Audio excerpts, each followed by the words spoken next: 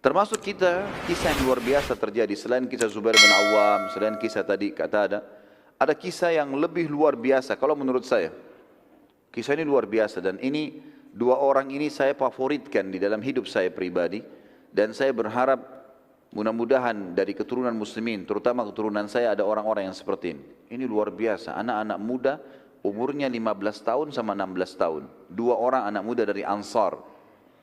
Namanya Mu'adz ibn Afra dan Auf ibn Afra. Ayah mereka namanya Afra, dikenal dengan dua anaknya Afra, dua anak laki-laki. Mu'adz kakak umurnya 16 tahun, Auf adik umurnya 15 tahun. Abdurrahman ibn Auf menyebutkan di dalam perang Badar, kisah sahih riwayat Bukhari Muslim, dia mengatakan pada saat aku sedang melihat perang berkecamuk dan aku berada di pinggiran kancah peperangan, tiba-tiba saja aku didatangi oleh seorang anak muda Ansar bernama Mu'adz ke sebelah kirinya. Lalu berkata, "Hai paman, mana Abu Jahal?" Kata Abdurrahman, "Kenapa kau tanya Abu Jahal?" Dia bilang, "Saya dengar dia orang yang paling menyakiti Nabi SAW waktu di Mekah." Kata Abdurrahman, "Iya benar. Apa yang kau mau lakukan?" "Saya mau bunuh paman." Jadi anak muda ini bukan nyari prajurit-prajurit biasa, mana kepalanya itu? Kepala orang kafir nih, pimpinan perang itu memang kebetulan Abu Jahal panglima perangnya. Pimpinannya, kalau muslimin dipimpin oleh Nabi SAW, kalau Quraisy di perang Badar dipimpin oleh Abu Jahal. Maka kata Abdurrahman, nanti kalau saya lihat dia, saya akan tunjukkan. Karena Mu'adz belum pernah lihat Abu Jahal. Kata Abdurrahman, baru saya selesai bilang itu, datang adiknya dia, Auf, di sebelah kanan saya. Seakan-akan mereka memang tidak saling tahu nih. Mengucapkan kalimat yang mirip, "Wahai paman, mana Abu Jahal?" Kata Abdurrahman, "Kenapa kau tanya Abu Jahal? Ini perang lagi berkecamuk, kakaknya lagi sibuk menunggu melihat, dia tidak lihat adiknya. Ini tidak janjian ya." Kemudian Abdurrahman bilang, "Kenapa kau cari Abu Jahal?" Dia bilang, "Saya dengar Rasulullah SAW paling disakiti di Mekah oleh dia. Terus apa yang kau mau buat?" "Saya mau bunuh." "Baiklah, nanti kalau saya lihat saya akan tunjukkan kepadamu." Kata Abdurrahman, tidak lama kemudian tiba-tiba di pasukan musuh terlihat itu.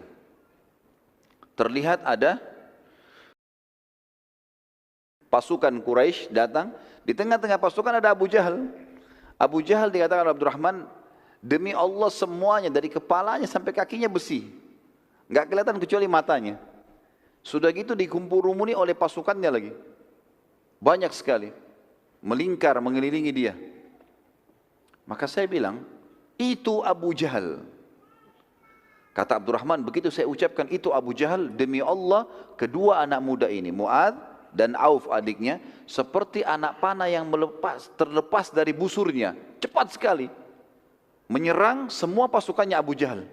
Dan karena mereka kelabakan, tidak sangka dua orang menyerang sekian ratus orang, gitu kan?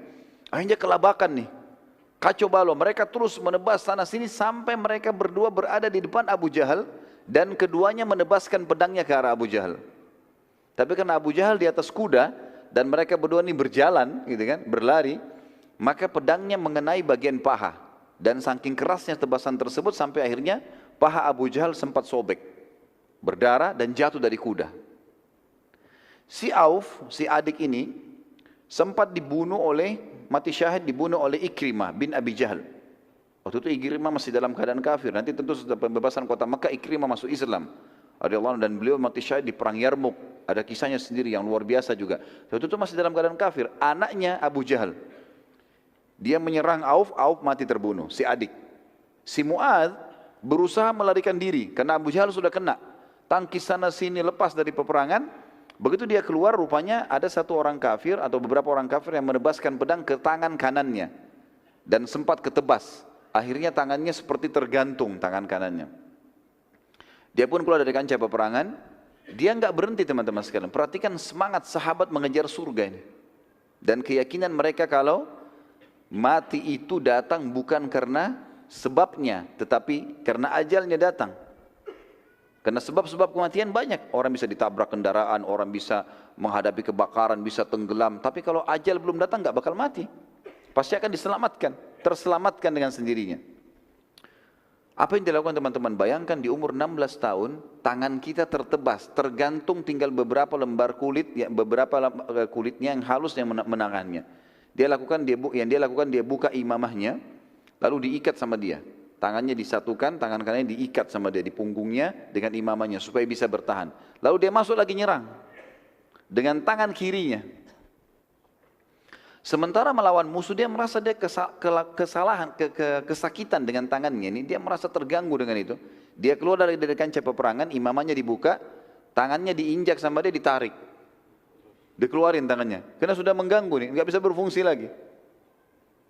Setelah itu dia masuk menyerang teman-teman sekalian umur 16 tahun dengan tangan kirinya sampai terbunuh mati syahid. Dua anak muda yang luar biasa ini. Ya.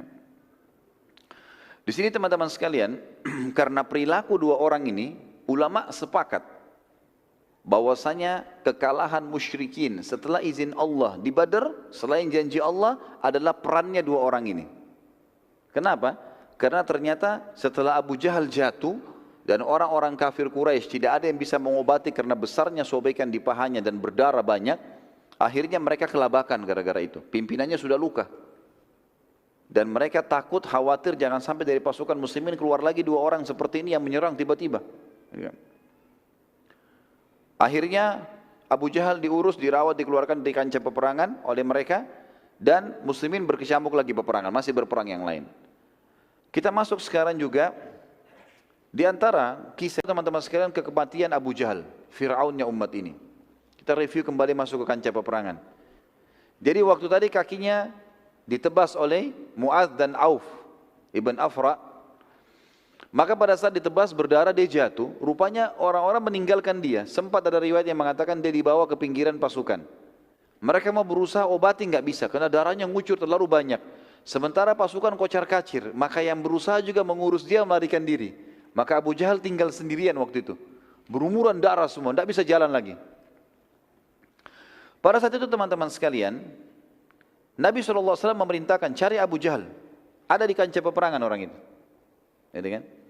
Maka para sahabat menyebar mencarinya. Abu Jahal dicari di korban-korban. Sahabat Nabi Abdullah bin Mas'ud, tadi yang kita ceritakan postur tubuhnya sangat kecil. Dulu ini Abdullah bin Mas'ud termasuk orang yang dilemahkan di Mekah. Orangnya sangat kurus dan dia cuma tugasnya menjual jasanya untuk gembalakan kambingnya orang. Radhiyallahu anhu. Tapi itu Islam tidak lihat, Islam lihat keimanannya. Abdullah bin Mas'ud adalah ulama yang muslimin setelah masuk Islam, gitu kan. Abu Jahal salah satu orang yang suka menyewa jasanya Abdullah bin Mas'ud dulu di Mekah. Suruh gembala-gembalaan kambing, bayar, gitu kan. Maka Abdullah bin Mas'ud ikut mencari dan dia menemukan Abu Jahal dalam keadaan sudah setengah sadar. Udah darah semuanya, udah nggak bisa, lemas sekali.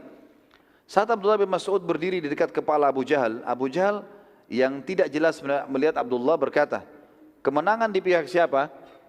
Dia masih tanya Abdullah bin Mas'ud. Dia nggak tahu nih kalau orang Quraisy kalah gitu. Abdullah bilang, pada Allah dan Rasulnya wahai musuh Allah. Abu Jahal bilang, tidak masalah. Apa ada kemuliaan dari seseorang yang dibunuh oleh kaumnya sendiri dan bukan musuh selain kaumnya? Artinya, walaupun kami kalah, saya juga mati, tetap saya mulia. Karena saya dibunuh oleh kaum saya sendiri, bukan orang lain. Pernyataan ini sebenarnya orang-orang Arab tahunya adalah bentuk kesombongan. Kalimat ini bentuk kesombongan dalam bahasa Arab. Bisa dibayangkan saat dia mau mati pun dia masih bisa sombong orang ini. Ya. Abdullah bin Mas'ud lalu menaiki dadanya Abu Jahal. Karena Abu Jahal orangnya besar, Abu Mas'ud kecil, naik di dadanya, duduk, gitu kan. Dan tujuannya ingin memenggal kepalanya Abu Jahal. Ini mau ditembas nih, bawa ke Nabi, ya Rasulullah ini orangnya, gitu. Ternyata Abu Jahal mengenali wajah Abdullah bin Mas'ud, sudah dekat kelihatan.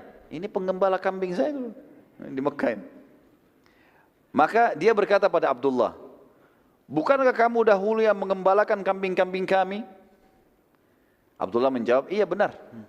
Abu Jahal bilang, sungguh kamu sudah melakukan perbuatan yang sangat tidak pantas dengan orang yang tidak sederajat denganmu wahai pengembala kambing. Jadi sebenarnya ulama bilang, perkataan ini mirip begini, sungguh engkau telah menaiki gunung, perkataan Abu Jahal begini maaf. Dia bilang, sungguh kamu sedang berada di atas gunung yang kekar wahai pengembala kambing. Perkataannya maknanya begini, sungguh kau sudah melampaui perbuatanmu, naik di dadaku, sementara aku di atasan, seperti itulah. Ya. Maka Abdullah pun tidak sabar lagi, langsung memenggal kepala Abu Jahal dan menarik dari rambutnya dan membawa kepalanya kepada Nabi SAW. Rasulullah SAW sempat waktu itu bertanya-tanya, ya, siapa ini? Karena penuh dengan darah, rambutnya ditarik sama Abdullah bin Mas'ud. Kata Abdullah bin Mas'ud, musuh Allah wahai utusan Allah. Ini Abu Jahal, gitu kan. Nabi SAW berkata, demi nama Allah yang tidak ada Tuhan yang berhak disembah kecuali Dia. Apakah ini benar? Dia Abu Jahal, mati sudah. Kata Abdullah, demi Allah yang tidak ada Tuhan yang berhak disembah kecuali Ia. Ini adalah Abu Jahal. Saya sendiri yang menebas lehernya ya Rasulullah. Maka Nabi SAW segera sujud syukur gara-gara itu. Ya. Kemudian beliau SAW bersabda saat bangun dari sujudnya, sungguh orang ini Fir'aunnya umat ini. Sungguh orang ini adalah Fir'aunnya umat ini. Makanya dapat julukan Fir'aunnya umat ini. Baik.